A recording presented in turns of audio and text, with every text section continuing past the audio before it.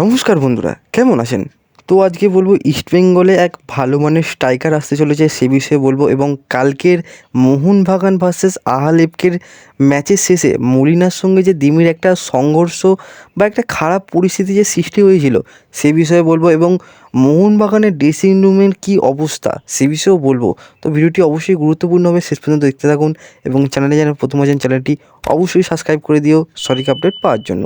তো আর তার আগে বলে রাখি, কদিন ধরে আমি ভালো রকম ভিডিও আপলোড করতে পারছিলাম না, তো আজ থেকে একদম পারফেক্ট রোজের ভালো ধরনের ভিডিও বানাবো। তো এবার প্রথমে আসি কালকের মোহনবাগান ভার্সেস আহালেপকের ম্যাচে। দেখুন, কালকের ম্যাচের শেষে যখন দিমির সঙ্গে একটা যে মলিনার সংঘর্ষ বা একটা কীরকম ধরনের খারাপ পরিস্থিতি সৃষ্টি হয়, এটা কারণ ধরুন একটা প্লেয়ার সবসময় বেঞ্চে বসে আছে, সে তার পরিস্থিতিটা কীরকম হয়, সে চায় খেলতে চায় সবসময়।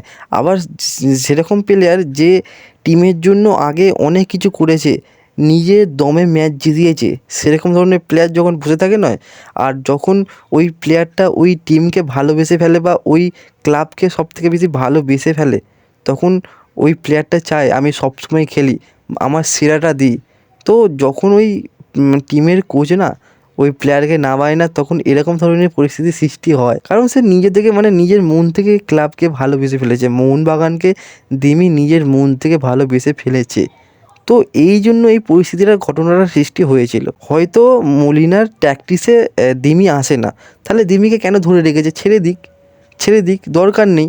ওরকম ধরনের পরিস্থিতি হওয়ার সৃষ্টি হবেও না, কারণের জন্য ওই ঘটনাটা হয়েছিল। তো আর এবার বলি মোহনবাগানের ড্রেসিং রুম। দেখুন, আমার মনে হয় মোহনবাগানের ড্রেসিং রুম অতটাও ভালো নেই, কারণ যদি মোহনবাগানের ড্রেসিং রুম ভালো থাকতো তাহলে টিমের মধ্যে একটা সংযোগ বা একটা ভালো জোট সৃষ্টি হতো, সেরকম কিন্তু নেই। আমার যেটা মনে হয় মোহনবাগানে এই ধরনের নানা রকম সৃষ্টি হয়েছে ড্রেসিং রুমে। তো কী হচ্ছে আমি ব্যাপারটা বুঝতে পারছি না। সব থেকে দোষ তো মোহনবাগান ম্যানেজমেন্টের। দেরিতে প্রি সিজন শুরু, তাছাড়া সব থেকে খারাপ লাগছে কোনটা জানেন? কাপা নেশন কাপের জন্য কোনো প্লেয়ার ছাড়েনি, নাকি ACL 2 খেলে বলে এরকম ধরনের পারফরমেন্সের জন্য। আমি মলিনাকে কোনো দিন খারাপ বলছি না, একটা ম্যাচ বিচার করে নয় আমি বলছি না, আমি তার ট্যাকটিসে কোনো দিনই খুশি হইনি। সত্যি কথা বলতে, সে অবশ্যই একজন ভালো ম্যানেজার, সে টিমকে ভালো করে ম্যানেজ করতে পারে, কিন্তু তার ট্যাকটিস যে ভালো সেরকম আমি কোনো দিন বলিনি, সত্যি কথা বলছি। তো এই বিষয়গুলোর জন্য এই ধরনের সৃষ্টি হচ্ছে। তারপর এবার এই ধরনের যে ব্যাপার যখনই হয়েছে, আপনি কি দেখেছেন কাকে প্রথমে আসতে? অ্যান্টোনিও লোপেজ হাবাস, যে সবসময় মোহনবাগানের জন্য ভালো কিছু করেছে, এবং যখনই এরকম ধরনের পরিস্থিতি সৃষ্টি হয়েছে নয়, আমরা সব থেকে মিস করি কাকে জানেন? হাবাস দাদুকে সব থেকে মিস করি আমরা। তার প্রয়োজন এরকম ধরনের টিমে, তার ট্যাকটিস, সে অত ভালো টিমকে লাস্টে ওই খারাপ পরিস্থিতিতে এসেও সে সিল জিতে চলে গেল ISL, কিন্তু তাকে মোহনবাগান ম্যানেজমেন্ট রাখলো না কেন? সে কি পারতো না এই টিমটাকে ভালো করে খেলাতে? অবশ্যই পারতো। সেটা মোহনবাগান ম্যানেজমেন্টের বিষয়ে আমাদের কোনো হাত নেই এতে। তো এই বিষয়গুলোর জন্য মোহনবাগান ম্যানেজমেন্টেরও খারাপ বিষয় আছে।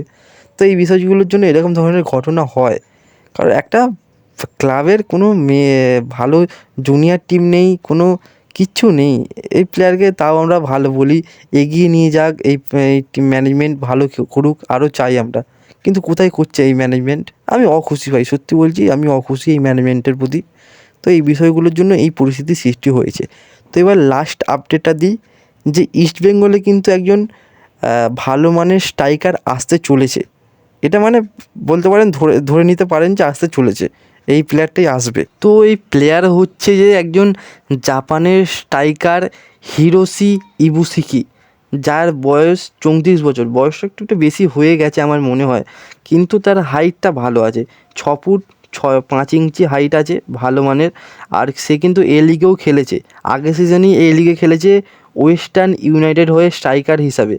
তা সে মোট 27টা ম্যাচ খেলেছে, তার মধ্যে 10টা গোল করেছিলেন, তো ভালো মতনের স্ট্যাট বলতে পারেন। আর তার আগের সিজনও কিন্তু সে ওই লিগেতেই ভালো খেলেছিল, 74 ম্যাচে 30টা গোল করেছিল। তো একটা ভালো ধরনের প্লেয়ার বলতেই পারা যায়। আর তার এখন কিন্তু সে ফ্রি এজেন্ট আছে, এবং ইস্টবেঙ্গল কিন্তু ভালো মতো তার সঙ্গে কথাবার্তা চালাচ্ছে, হয়তো ইস্টবেঙ্গলে আসতে চলেছে, এরকম ধরনের কথাবার্তা হয়ে গেছে। আর সে জাপানের হয়ে অনূর্ধ্ব-19 বিশ্বকাপেও খেলেছিল, এবং জাপানের অনূর্ধ্ব-22 টিমেও হিসাবেও খেলেছিল জাপানের হয়ে। তবে একটা ভালো মানের প্লেয়ার ইস্টবেঙ্গলে যদি প্লেয়ারটা আসে আমি তো খুশি হব। আর এই প্লেয়ারটা কিন্তু ভালো মতো হেডেও গোল করতে পারে এবং পায়েতেও ভালো গোল করতে পারে, মানে ওপর নিচে দুদিকেই ভালো গোল করতে পারে এই প্লেয়ারটা। তো একটা ভালো ধরনের প্লেয়ার হবে।